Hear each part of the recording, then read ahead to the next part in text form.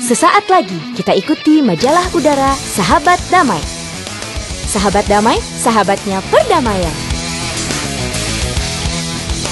Assalamualaikum warahmatullahi wabarakatuh. Salam perdamaian buat para sahabat damai semua. Kembali ketemu lagi dengan kita berdua nih, Sandy Badranaya dan Anissa Nurdini dalam acara Sahabat Damai, sahabatnya perdamaian. Rasanya udah lama ya kita nggak saling jumpa. Kangen nih, kangen sama para sahabat damai semuanya. Aih, kamu kemayu sekali. Haha, iya nih, di sini lagi mendung, jadi bawaannya galau-galau gimana gitu. Buat pendengar setia kita, hari ini kita bakal ngebahas tentang islah atau bahasa profesionalnya nih, kesepakatan rekonsiliasi atau kata lain yaitu damai. Waduh, berat banget kedengerannya nih bahasanya. Padahal sebenarnya enggak loh. Ini bisa ditemui dimanapun kita berada dalam situasi apapun. Tadi aku milihnya bahasa yang sok berat aja. Buat para pendengar yang baru kali ini dengerin kita berdua, ini adalah majalah udara Sahabat Damai. Majalah udara yang paling aktual dan paling hot, yang ngebahas dari hilir sampai hulu masalah perdamaian. Kita percaya pada perdamaian dan percaya bahwa sebaliknya, kekerasan itu nggak membawa dampak baik apapun pada kita. Di acara ini, kita ada beberapa segmen, seperti curcol, suara santri, feature, ngobrol yaitu ngobrol asik sambil belajar, sama hikmah dan humor. Nggak lupa, para sahabat damai semua bakal dihibur sama musik pilihan dari kita. Yuk, langsung aja kita dengerin segmen pertama kita, yaitu curcol. Di acara kita, Sahabat Damai, sahabatnya perdamaian. Hei, dunia ini terasa milikku sekarang. Saudaraku yang tenggelam dalam pengaruh narkoba yang kuisap barusan. Suaranya menggemparkan, tertawanya seperti teriakan setan yang bahagia. Tanpa ia sadari, lelaki lain sedang mengintainya di belakang markas. Lelaki dengan perawakan tinggi besar, berkulit hitam dan pistol yang tengah tergenggam siap menembakkan pelurunya pada siapa saja yang berani melawan. Roy masih berteriak-teriak girang dengan teman-temannya. Dengan pakaian sekolah lengkap, menikmati lezatnya narkoba yang telah menjadi santapan mereka 2 bulan terakhir. Tiba-tiba, prak, suara dobrakan pintu terdengar sangat kencang, memancing emosi sang pemilik markas. "Siapa itu?" bentak Ucok. "Angkat tangan!" Suara sergapan itu menjawab. Segerombolan polisi datang membawa pistol, menodongkan pada Roy, Ucok, Aji, Febri, dan Boy. Mereka tak dapat berkutik, lari pun tak sempat. Dengan keadaan yang masih lunglai seperti itu, mereka mencoba memberontak sedikit. Namun sayang, senapan panas yang mereka terima. "Ayo masuk mobil!" Polisi berbalik membentak. Dengan tangan terborgol, pakaian kotor, dan darah yang berceceran di lantai, mereka tinggalkan markas itu. "Polisi, keluarkan kami dari sini!" teriak Boy marah. "Bisa diam tidak?" Hentakan itu kembali menerima mereka. Mereka terima. "Tak ada gunanya kalian mengurung kami di sini. Untuk apa, ha? Apa hanya untuk pajangan saja? Berdebah, keluarkan kami cepat!" Roy melawan. Polisi itu membukakan pintu sel, menarik Roy keluar. Namun bukan untuk dibebaskan, melainkan polisi itu memukul, menampar dan menyiksa Roy. Melihat kejadian itu, salah seorang polisi yang jabatannya lebih tinggi dari polisi yang menyiksa Roy langsung berlari dan menyekik leher sang polisi. "Sedang apa kamu, Surya?" bisiknya. "Maaf Dan, anak ini benar-benar kurang ajar. Bukan seperti ini cara menghentikannya," ucapnya sambil melepas cekikannya. Surya tertunduk. Roy hanya diam, ia merasa tak berdaya. "Ikut saya," ucap polisi sambil melirik ke arah Roy. "Baik Pak." Mereka berdua berjalan cepat menuju sebuah ruangan, dan ternyata di sana sudah ada Aji dan lainnya. "Roy, Aji, Febri, Boy, Ucok, kenapa kalian menggunakan barang haram itu?" tanya sang polisi. "Kami hanya mencari ketenangan, Pak. Bagi kami, pil itulah jalan bagi kami untuk sampai pada sebuah kebebasan dalam dunia yang damai," jelas Roy. "Cara kalian kurang tepat. Bukan pil yang kalian butuhkan saat ini, tapi sebuah sharing dan seorang pembimbinglah yang kalian cari. Ingat nak, kalian ini masih SMA. Masa depan kalian mau seperti apa? Apakah kalian tidak ingat pada orang tua kalian?" Polisi itu menasihati dengan sangat lembut. Dalam angan-angan mereka telah terbayang wajah kedua orang tuanya, kerusakan masa depannya dan kepahitan yang mereka terima. 7 tahun mereka harus mendekam di balik jeruji besi, menghabiskan waktunya dengan penuh kesia-siaan. Di dalam tahanan pun mereka mendapat pembimbingan dari psikolog yang didatangkan untuk mereka. Dan bagi mereka, dialog adalah hal yang paling dapat membuat masalah itu selesai. Bagi mereka pengalaman dalam tahanan adalah pembelajaran yang sangat beragam. Air mata pun menetes di pipi Rory. Itulah tadi curcol yang dibawakan dengan sangat dramatis oleh salah satu santri. Iya, sahabat damai tahu nggak sih bahwa sebenarnya segmen-segmen yang kita dengarkan ini dibuat oleh teman-teman santri kita dari 10 pesantren di Indonesia. Gila, keren banget nggak tuh? Muda dan berprestasi ya. Kembali ke topik kita hari ini nih, yaitu tentang islah dan pentingnya dialog untuk mencapai kesepakatan. Kenapa dialog ini penting? Pastinya buat menghindari salah komunikasi dong. Kan banyak tuh cerita orang berantem di jalan karena ngerasa diliatin sama orang lain. Dipikirnya mungkin ada orang yang ngeliatin dan nantang. Padahal sebenarnya orang itu bengong aja. Nah, kita nggak bakalan bisa tahu nih kalau nggak ada dialog atau saling berbicara. Juga nggak kalah penting nih, adalah kalau kita terlibat masalah atau pertengkaran, daripada langsung main hantam aja, pentingnya kita ngajak ngobrol pihak lawan dong. Dan nanya sebenarnya apa masalahnya, dan apa yang bisa diselesaikan secara baik-baik. Setuju.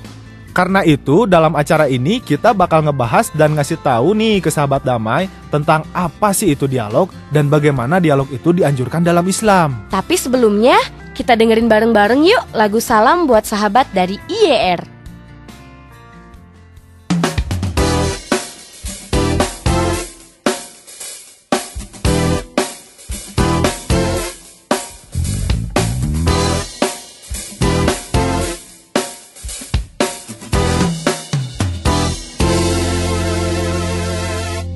Bagai mentari bersinar di indahnya pagi adalah hidupmu, siap memancarkan sinar.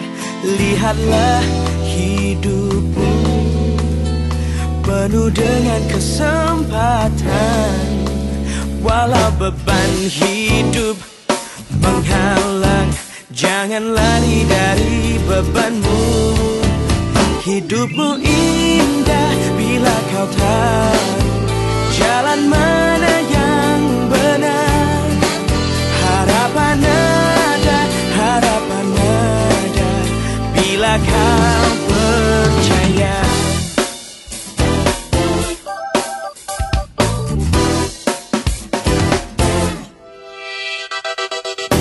Bagai mentari bersinar di indahnya pagi adalah hidupmu, siap memancarkan sinar. Pengharapan datang bila kau membuka hatimu, cari dan temukan, pastikan pengharapan ada padamu. Hidupmu indah bila kau tahu jalan mana yang benar. Harapan ada bila kau mengerti. Hidupmu indah bila kau tahu jalan mana yang benar. Harapan ada bila kau percaya. Kau mengerti. Hidupmu indah bila kau tahu jalan mana yang benar. Harapan ada bila kau bila kau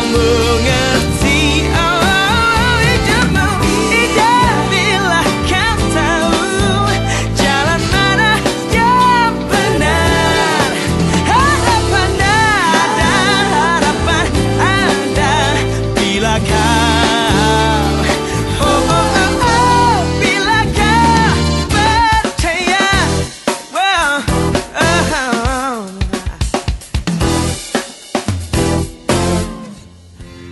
Itulah lagu Salam Bagi Sahabat dari IYR Project. IYR Project itu ternyata singkatan loh, Indonesian Youth Regeneration Project. Sekilas info tentang IYR Project, ini adalah band jazz dan soul beranggotakan 6 orang. Asik banget ya lagunya. Dan sama seperti nama band mereka, personil mereka masih muda-muda banget loh. Bener-bener harapan bangsa banget nih. Pasti dalam band berisi 6 orang gitu ada banyak perselisihan deh. Bayangin, pacaran yang isinya 2 orang doang aja bisa berantem. Apalagi yang isinya 6 kepala dengan kemauan masing-masing. Taruhan, mereka pasti banyak harus berdialog tuh. Saling berbicara dan mendengarkan untuk mencapai kata damai, islah, sesuai dengan tema kita hari ini nih. Nah, tuh contoh lagi dalam kehidupan sehari-hari. Kenapa islah ini penting banget buat dilakukan para sahabat damai. Jadi, kalau ada dari para sahabat damai yang mau bikin band, bandnya bisa langgeng sampai ke kancah musik nasional. Cihuy! Apa yang Anda ketahui tentang dialog? Dialog itu suatu percakapan timbal balik antara 2 orang atau lebih. Jadi ada suatu pembicaraan yang di dialog itu tuh untuk menyelesaikan masalah atau permasalahan yang emang harus ada interaksi antara yang sesama gitu. Itu yang namanya dialog. Dialog itu percakapan percakapan satu sama lain untuk memecahkan suatu masalah. Dialog itu menurut saya suatu percakapan antara satu orang dengan orang yang lain. Dialog itu sebuah percakapan 2 orang atau 3 orang yang mencakup tentang suatu masalah.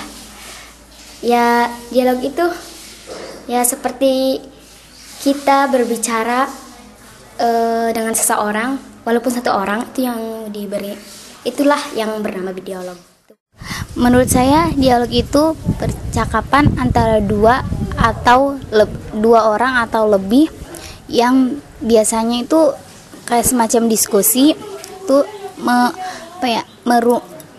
merumuskan tentang masalah-masalah. Biasa itu musyawarah lah, bisa mendapatkan ya dengan respon baik. Terus ada yang kalau dialog itu yang meresponnya dengan kasar, ya tergantung orangnya sih. Sebagai makhluk sosial nih ya, gak mungkin kita gak berkomunikasi dengan makhluk lain. Dan komunikasi inilah dialog, timbal balik percakapan atau komunikasi antara lebih dari 1 orang. Dan dialog inilah yang bisa membuat kita lebih mengerti pihak lain. Nah, bedanya dialog sama monolog, dalam dialog memang ada lebih dari 1 orang dan keduanya saling mendengarkan. Nggak hanya ngangguk-ngangguk sambil ngantuk aja. Itu namanya bukan dialog. Iya betul. Kadang-kadang kan kita bawaannya pengen didengerin nih. Yakin banget bahwa pendapat kita adalah satu-satunya yang benar. Nah, kalau gitu caranya bakalan susah tuh berdialog. Iya ya.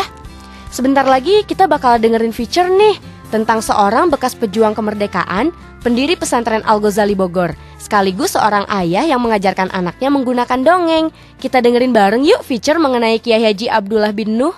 Kiai Haji Abdullah bin Nuh merupakan sosok yang sempurna di mata anak-anaknya. Di sela kesibukannya, bekas pejuang pembela tanah air atau PETA ini mampu menjadi tauladan bagi mereka. Ratusan syair dan pelajaran hidup pendiri pondok pesantren Al-Ghazali Bogor, Jawa Barat menjadi warisan bagi puluhan anak-anak dan ribuan santrinya. Hari Minggu pagi di pesantren Al-Ghazali Bogor, Jawa Barat ramai oleh jemaat. Mereka, entah orang tua santri maupun tetangga sekitar, berduyun-duyun hadir pada haul Kiai Haji Abdullah bin Nuh yang ke-26. Lantunan sholawat dan ayat suci menggaung di pelataran pesantren. Hilir mudik santri yang sibuk menjadi panitia acara diselingi canda dan senyum di raut wajah mereka. Di pelataran kompleks Al-Ghazali duduk rapi dan bersila seratusan santri dan tamu. Mereka tertib menyimak doa dan rangkaian acara. Nampak di depan sebuah kelas, sejumlah perempuan duduk tenang. Salah satunya adalah Zulfa, putri kelima mendiang Kiai Haji Abdullah bin Nuh. Dengan sedikit sungkan, ia pun bertutur tentang karakter ayahnya yang pandai bersyair. Beliau tuh kalau dia punya syair baru gitu ya, itu biasanya Fa sini Fa, dengerin nih Bapak punya syair baru. Kan beliau sukanya bikin syair. Terus beliau bacakan syairnya, karena saya nggak tahu bahasa Arab, saya cuma Oh gitu ya gitu. Tapi saya bisa ngerasakan ada keindahan di situ. Kadang-kadang beliau tuh mencoba menyanyikan lagu-lagu apa, entah itu dari Bach, entah itu dari pokoknya lagu-lagu klasik gitu. Padahal beliau fals sebenarnya. Zulfa mengaku setiap pagi hari meja makan menjadi kelas pertama bagi keluarganya. Cerita rakyat dan fabel atau cerita tentang binatang menjadi cara khas sosok Kiai Haji Abdullah bin Nuh untuk mengajarkan arti hidup kepada anak-anaknya. Beliau itu kalau ngedidik kami itu ya biasanya lewat dongeng gitu. Jadi nggak pernah menceramai itu, kamu harus begini nggak pernah. Yang saya rasa malah saya wariskan ke anak saya, ada cerita Sunda tentang burung manintin, monyet sama burung gagak. Yang saya ambil dari cerita itu ya, kalau kamu kerja bukan karena kamu ingin mendapatkan keuntungan duniawi dari situ, tapi karena kamu memang mau semacam ibadah lah di situ, dan kamu membina bukan karena kamu nggak terima di mana-mana, emang kamu bisa, cuma kamu pengen membangun itu, dan jangan hancurkan itu, perahu kamu jangan dihancurkan. Tak hanya itu, kata Zulfa, ayahnya juga sosok humoris dan bisa menjadi siapa saja bagi para penghuni rumah. Pengakuan Zulfa dibenarkan oleh Ustadz Mustafa yang lebih akrab disapa Ustadz Toto. Menurutnya, Kiai Haji Abdullah bin Nuh yang merupakan ayahnya adalah seorang yang sangat sederhana dan lihai menempatkan diri.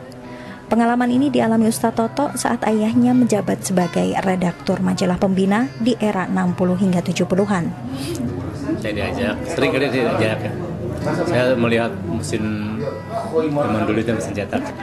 Belum dapet itu, masih pakai timah-timah aja. Nah satu waktu ketika pulang, itu kan di jalan Berola ya, ke jalan Tamrin tuh naik tangga. Di situ ada tukang es susu. Kata ayah saya, Toto mau susu, mau es susu, mau. Kami berdua jajan di situ. Itu yang membekas hal itu. Padahal rasanya saya belum sekolah hal itu. Sosok Kiai Haji Abdullah bin Nuh merupakan pejuang kemerdekaan.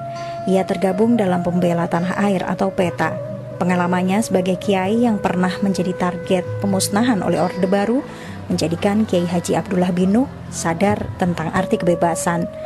Pelajaran inilah yang menurut Ustadz Toto menjadi warisan utama bagi para santri di pesantren Al-Ghazali. Berpikir merdeka. Karena dulu para imam kita berpikirnya merdeka. Jadi dalam Islam itu kemerdekaan berpendapat sangat dijunjung tinggi. Lebih daripada demokrasi. Demokrasi sebenarnya semua itu.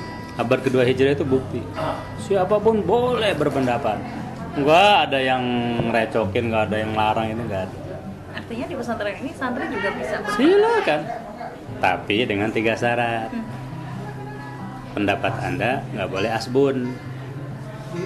Harus betul-betul digali dengan benar dari Al-Quran dan hadis lewat ijtihad. Atau dengan istinbat sahih, penggalian yang benar. Karena itu Anda belum bisa masuk ke bursa pendapat sebelum Anda menjadi seorang mujtahid. Yang belum bisa jadi mujtahid, ngekor aja deh. Anda tidak bisa bikin baju sendiri kalau belum tahu cara menjahit. Terus yang kedua, Anda tidak boleh merasa benar sendiri, karena kebenaran Anda relatif. Kebenaran yang mutlak hanya milik Allah. Imam Syafi'i dengan bijaknya mengatakan, menurutku pendapatku benar, tapi ada kemungkinan salah. Pendapat Anda menurutku keliru, tapi ada kemungkinan benar. Terus yang ketiga, jangan memaksakan pendapat Anda pada orang lain, karena orang lain juga punya kebebasan memilih pendapat yang lain. Makasih. Membedah siapa Kiai Haji Abdullah bin Nuh rasanya tak cukup setengah jam untuk mendengarkan penuturan Ustadz Toto. Di sela berbincang, sesekali ia harus memutus perbincangan lantaran para tamu yang hendak berpamitan. Namun kemudian kembali melanjutkan obrolan. Sesaat sebelum mengakhiri jawabannya, mata Ustadz Toto nanar. Suaranya melemah manakala ia menceritakan wasiat ayahnya untuk pesantren Al-Ghazali. Saya jadi teringat mimpi saya beberapa tahun setelah beliau wafat. Itu beliau mendatangi saya dari arah pintu majelis ke rumah. Itu beliau memandang saya, kemudian mengatakan, Al-Ghazali ini adalah hutan lindung. Itu yang beliau ucapkan. Al-Ghazali adalah hutan lindung. Mungkin ini mengandung pesan bahwa kita harus melestarikannya. Bahwa Al-Ghazali ini memang menjadi diharapkan menjadi wadah yang mengayomi dan memberi kesejukan seperti halnya hutan lindung. Hutan lindung adalah sumber oksigen yang kita hirup dan sumber mata air yang mengalir hingga ke gelas-gelas kita. Di hutan lindunglah siklus kehidupan terus terjaga. Nama Kiai Haji Abdullah bin Nuh pun akan terus mengemuka sebagai pendiri pesantren Al-Ghazali sekaligus pejuang bangsa yang sungguh sederhana dan merdeka.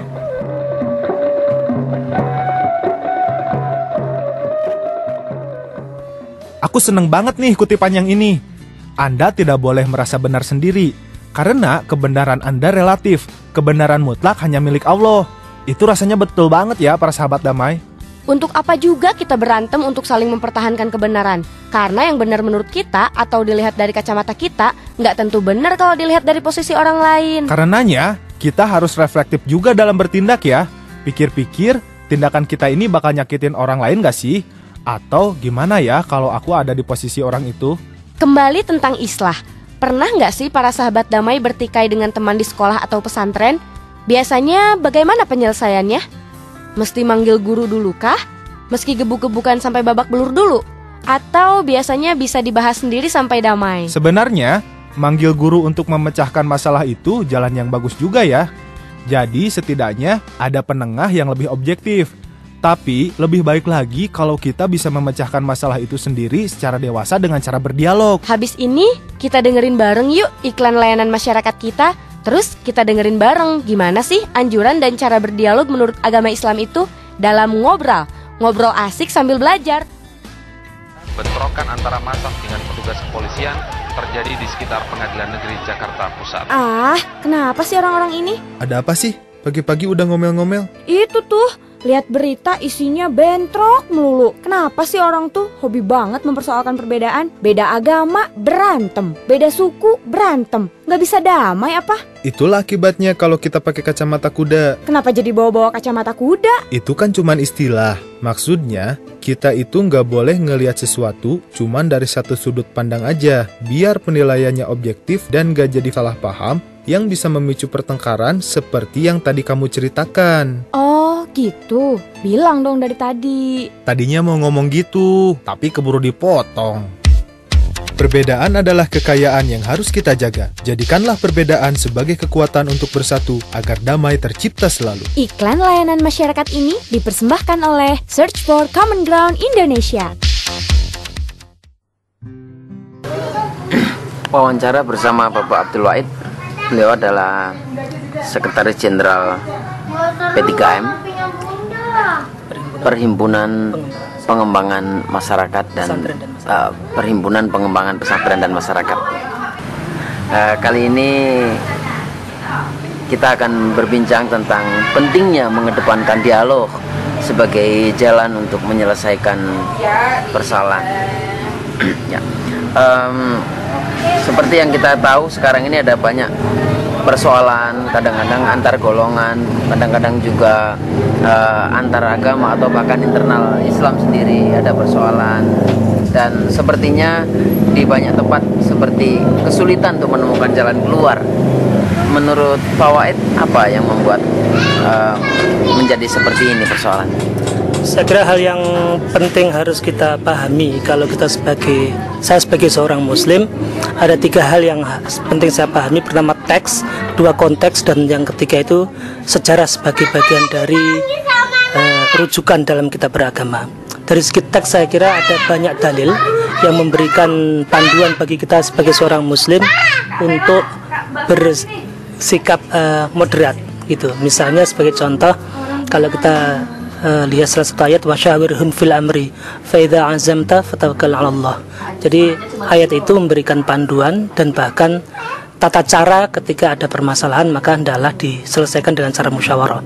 Dan hasil kesepakatan musyawarah itu harus menjadi pegangan atau pedoman bagi kita untuk berlaku sebagai bagian dari masyarakat atau bahkan sebagai bagian dari bangsa. Kalau sudah disepakati, sudahlah, serahkan itu pada Allah. Itulah kesepakatan kita. Ada ayat yang lain misalnya yang memberikan panduan bagi siapapun yang melakukan dakwah ke agama Islam itu, ud'u ila sabili rabbika bil hikmati wal mau'izatil hasanati wajadilhum billati hiya ahsan. Jadi ajaklah orang-orang itu dengan cara yang hikmah, dengan cara yang bijaksana. Jadi tidak ada kewajiban seorang muslim untuk memaksa orang lain itu beragama atau sesuai dengan pandangan kita.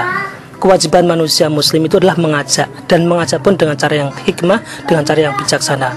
Wal mau'izatil hasanati itu dengan tutur kata, dengan nasihat yang baik.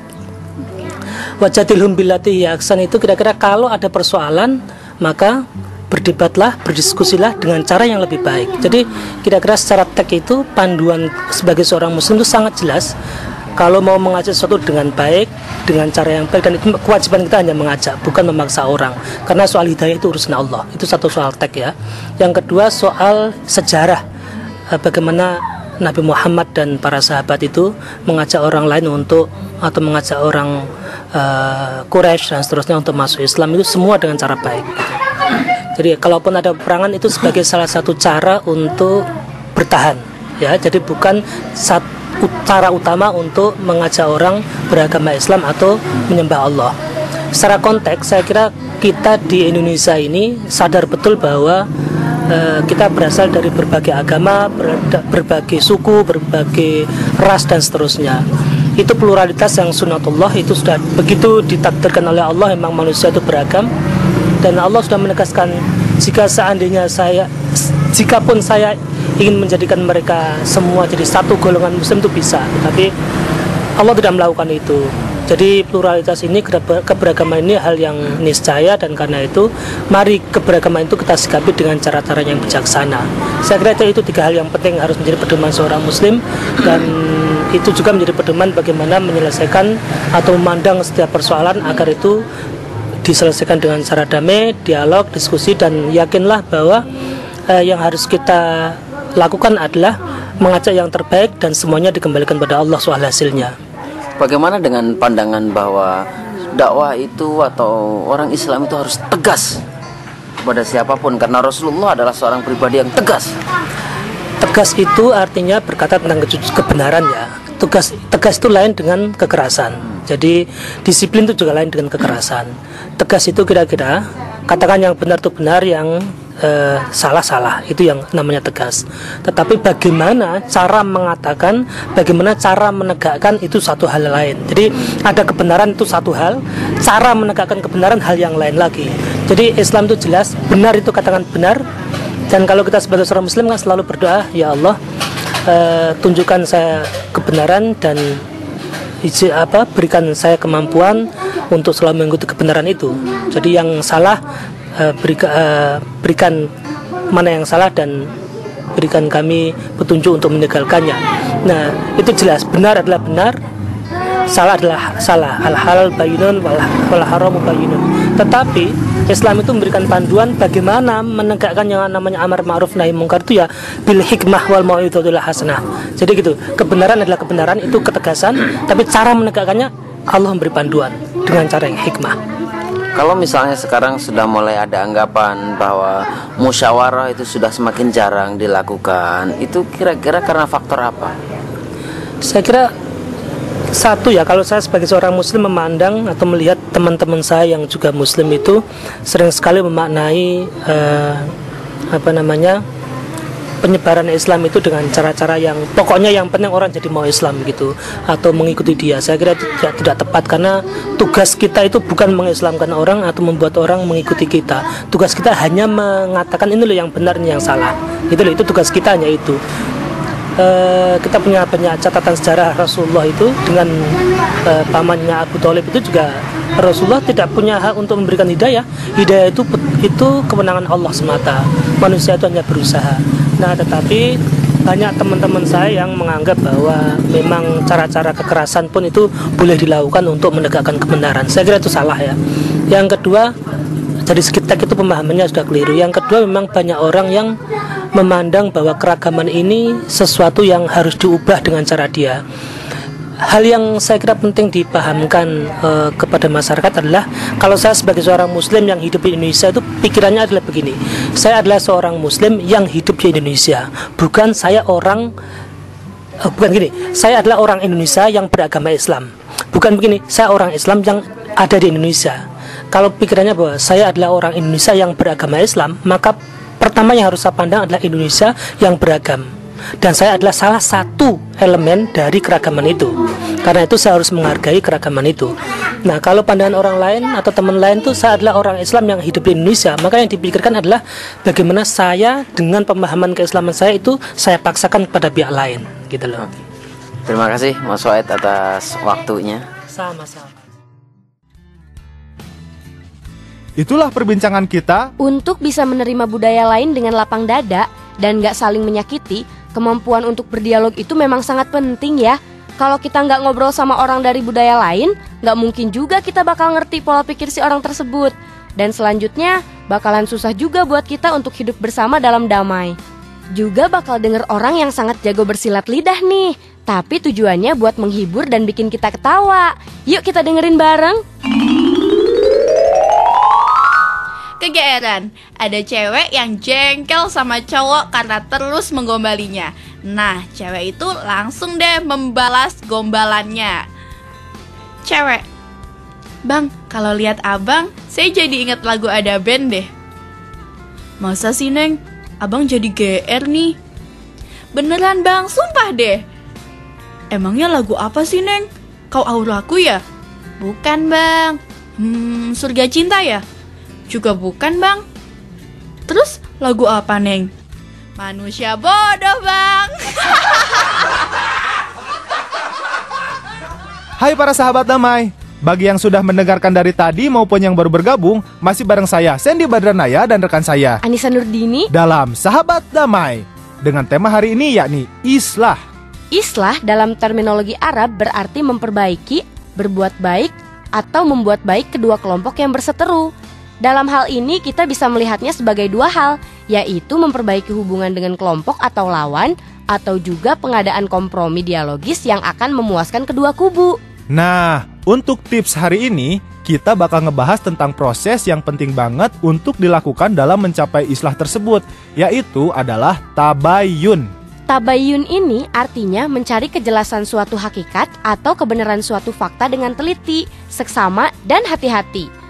Allah memerintahkan kita untuk bersikap hati-hati dan mengharuskan mencari bukti yang terkait sebuah isu sebelum kita menuduh orang. Iya, dalam Quran, surat An-Nisa, ayat 94, dia berucap, "Hai orang-orang yang beriman, apabila kamu pergi di jalan Allah, maka lakukanlah tabayun." Dalam bahasa sehari-harinya, mungkin kita bisa bilang tabayun itu seperti cek dan recheck ya. Verifikasi dulu, diteliti dulu semuanya dengan objektif sebelum mengambil kesimpulan yang terburu-buru. Karena kita harus bisa objektif dan gak emosional. Sebenarnya menyikapi ini itu mirip dengan menyikapi ilmu pengetahuan, yakni kita harus bisa rasional, empiris alias mengkaji realitasnya, sistematis, dan bebas alias tidak ditekan atau dipengaruhi kepentingan satu pihak. Paling penting juga, kita harus nerima bahwa hasilnya akan selalu relatif dan akan selalu ada celah bagi orang untuk membuktikan dan sebaliknya. Dan yang paling penting, kita harus menerima jika ternyata hasil kita tersebut bisa disanggah dan dipertanyakan lagi kebenarannya. Dalam konteks islah atau memperbaiki hubungan yang renggang, tabayun adalah upaya untuk meminta penjelasan. Hal ini tentu harus dilakukan dengan tenang dan tidak emosional tentunya. Barulah dengan ini, kita bisa melakukan dialog yang tenang, bermanfaat, dan tentunya bisa mencapai islah. Nah, kalau sudah bisa bersikap kayak gitu, mungkin bolehlah langsung bikin band kayak IR Project tadi tuh. Jadi lebih bisa nemu titik temu dan lebih langgeng. Hahaha, bisa aja. Untuk segmen terakhir, kita dengerin dulu yuk hikmah yang akan membicarakan tentang makna ibadah. Langsung dengerin aja yuk. Assalamualaikum warahmatullahi wabarakatuh. Ibadah secara literal berarti melayani, menerima, tunduk, dan patuh. Ibadah berarti kepatuhan dan ketundukan terhadap perintah-perintah Allah Subhanahu wa Ta'ala. Ibadah terbagi menjadi dua, ada ibadah mahdah dan ada ibadah ghair mahdah. Kedua ibadah ini sama pentingnya dalam Islam.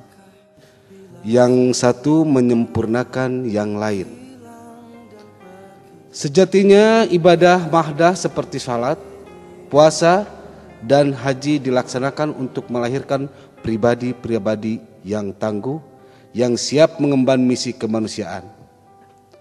Karena setiap ibadah pada dasarnya tidak dilakukan untuk memberi manfaat kepada Allah Subhanahu wa Ta'ala, tetapi untuk kemaslahatan dan kepentingan hamba-hambanya. Dalam berbagai kesempatan, baik Allah Subhanahu wa Ta'ala dalam ayat-ayat Qur'annya maupun Nabi Muhammad SAW dalam hadis-hadisnya sering mengecam orang-orang yang hanya terhenti pada ritualitas transendental tanpa mentransformasikannya kepada ritualitas sosial. Dalam surat Al-Ma'un misalnya, Allah memberikan label pendusta agama kepada mereka yang rajin salat, tetapi tidak memberikan perhatian kepada anak-anak yatim dan orang-orang miskin. Nabi juga menafikan keimanan orang-orang yang berzina, mencuri, kenyang sendirian padahal tetangganya kelaparan, tidak menghormati tamu, tidak mencintai sesama, sering menyakiti atau melakukan kezaliman terhadap orang lain. Karena itu, tidak semestinya perbedaan dalam melaksanakan ritual ibadah menjadi alasan pembenaran untuk melakukan pelecehan terhadap kelompok lain yang dianggap salah atau sesat. Kecenderungan seperti ini akan menjerumuskan kita kepada perilaku kenistaan dan kezoliman yang dilarang Islam. Wassalamualaikum warahmatullahi wabarakatuh. Para sahabat damai, hikmah tadi menutup dialog kita pada hari ini. Semoga tema dan perbincangan kita pada hari ini bermanfaat bagi para sahabat damai semua ya. Terima kasih buat dengerin kita. Maafin kita kalau ada salah ngomong atau salah kata. Kalau butuh verifikasi, penjelasan atau tabayun, silahkan hubungi radio pesantren masing-masing.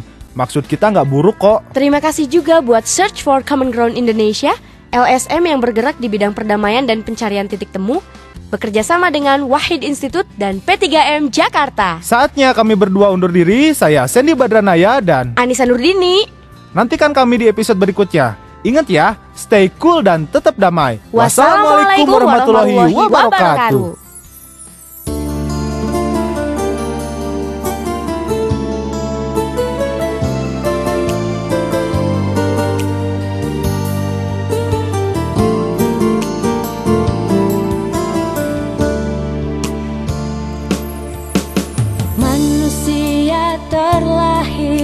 Dengan derajat yang sama, semua menghamba pada Yang Maha Kuasa. Walau berbeda bangsa, agama dan budaya, tetapi kita sama di hadapannya.